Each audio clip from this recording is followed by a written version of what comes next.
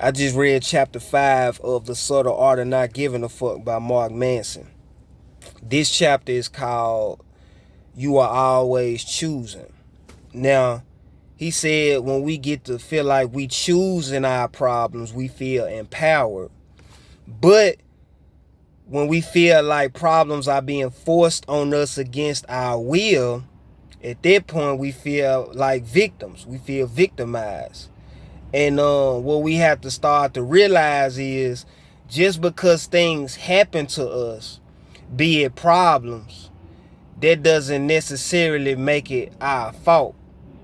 But what it does do is it does make it our responsibility. So as a whole, we usually put fault and responsibility in the same bucket when we shouldn't do that. And he gave a couple of examples. Like one of the examples was if a baby is dropped on your front doorstep, that is not your fault. However, it is your responsibility at that point on how you handle the situation, how you choose to deal with the situation, the problem. So whether you get help or not get help is up to you. It's up to your discretion. And then so the next problem was, the next example was, if you get robbed, that as well is not your fault, but it is your responsibility. Are you gonna call the police? Are you gonna fight the robber? All of that is a choice. So, when things get thrown at us, it's not necessarily our fault, but it is our responsibility on how we choose to handle those problems.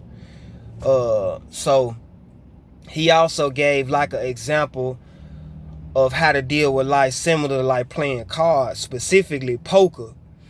And what he was saying was like, people get dealt cards in life. Some people get good cards, some people get dealt bad cards in the game of poker, but it's usually the choices that they make. And it's not necessarily the people with the best hand that always wins poker.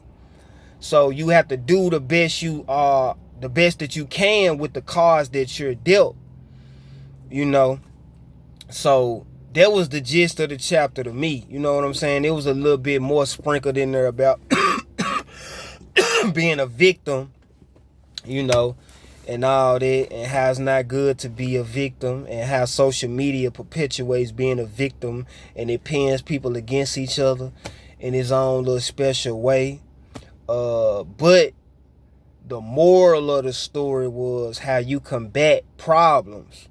And I feel like that was the gem, is in how we choose to handle and how we choose to view our problems. So, it is what it is.